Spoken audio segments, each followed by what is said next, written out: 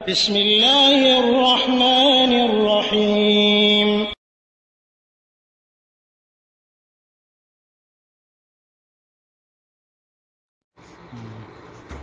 ওয়ালাইকুম আসসালাম রহমতুল্লাহ বারাকাতুহু।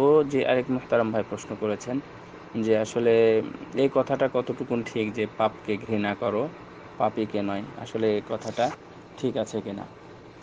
আসলে এটা একটা বাংলা প্রবাদ বাক্য বটে, এবং এর বিপরীতে আরবি কোনো প্রবাদ বাক্য আছে এটা আমার জানা নেই, এবং এই প্রবাদ বাক্যের প্রবর্তক কে সেটাও আমি জানি না। এই মুহূর্তে জানি না আমি কোথাও পড়েছে কিনা, পড়লে হয়তো মনে থাকতো, কিন্তু জানি না এটা কে বলেছেন।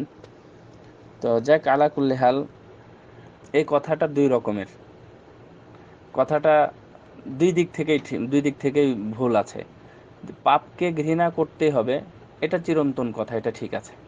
কিন্তু পাপীকে নয়, এই কথাটা আহ, সর্বক্ষেত্রে ঠিক নেই।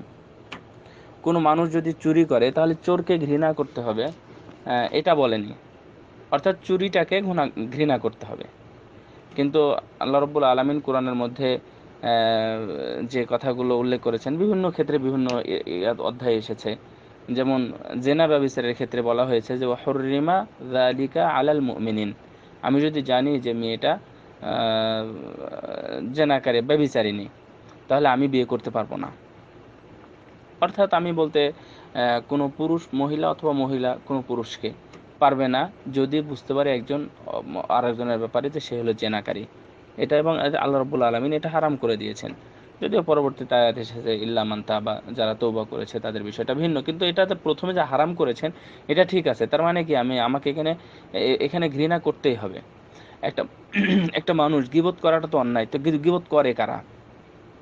গীবত করে যারা, যদি আপনি তাদের থেকে দূরে থাকার চেষ্টা না করেন, তাহলে অবশ্যই আপনিও কিন্তু সেই পাপে অবশ্যই জড়িয়ে যাবেন, অবশ্যই জড়িয়ে যাবেন। তো এই ঘৃণা করা বলতে আপনি থুতু করে তাকে ফেলে দিবেন, আপনি তাকে অ্যাভয়েড করতেছেন, তাকে আপনি সময় দিচ্ছেন না, তাকে পাত্তা দিচ্ছেন না, এটাই হচ্ছে এখানে উদ্দেশ্য।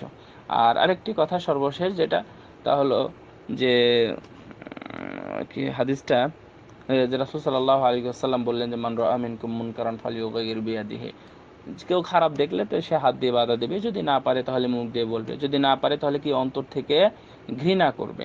তো অন্তর থেকে ঘৃণা করবে কি, পাপকে না পাপীকে? অবশ্যই এখানে পাপীকে, এখানে পাপীকে ঘৃণা করার কথা বলা হয়েছে। অর্থাৎ এটাও একটা ইমানের অংশ উল্লেখ করা হয়েছে। সো আমি কোনো ব্যক্তি পাপ করলে, আর এটা আমাদের জেনে রাখার দরকার, দুনিয়ার সব মানুষই পাপী, দুনিয়ার সব মানুষই পাপী, অবশ্যই পাপী, এটা রাসূল সাল্লাল্লাহু আলাইহি ওয়াসাল্লাম বলেছেন, দুনিয়ার সব মানুষই পাপী। তো তাহলে তো যদি এই হিসাব করি তাহলে তো সবাইকে ঘৃণা করতে হয় যদি পাপীকে ঘৃণা করি। আর যেহেতু পাপী, আর পাপ যেহেতু কম বেশি আছে এবং এর একটা মাত্রা আছে, সেই মাত্রা অনুযায়ী তাদের সাথে, আপনি জানেন যারা নিষিদ্ধ পল্লীর কোনো মানে সদস্য, আপনি তাদেরকে আপনি কি বলবেন? তাদের সাথে আপনার লেনদেন চলাফেরা ইত্যাদি কোনো কিছুই আপনার চলে না। হ্যাঁ, সে যদি মানবিক কোনো বিপদে পড়ে তাহলে আপনি তাকে সহযোগিতা করবেন। এটা এটা ঘৃণার অন্তর্ভুক্ত না, আপনি ঘৃণা করা না করার অন্তর্ভুক্ত না। আপনি মানবিক সহযোগিতা তাকে করবেন। সে মানে তার খাবার নেয়, আপনি তাকে খাবার দিতে পারেন। সে অসুস্থ, মানে সে ট্রিটমেন্ট করবে, আপনি তাকে টাকা দিতে পারেন। অথবা রাস্তায় পড়ে আছে তৃষ্ণার্ত অবস্থায়, পানি পাচ্ছে না, আপনি তাকে পানি দেন। এতে করে অনেক সব হবে। বাট কথাটা পুরোটা ঠিক নেই, পুরোটা ঠিক নেই। কিছু পাপী আছে তাদেরকে ঘৃণা করতেই হয়, অনেক ঘৃণা করতে হয়।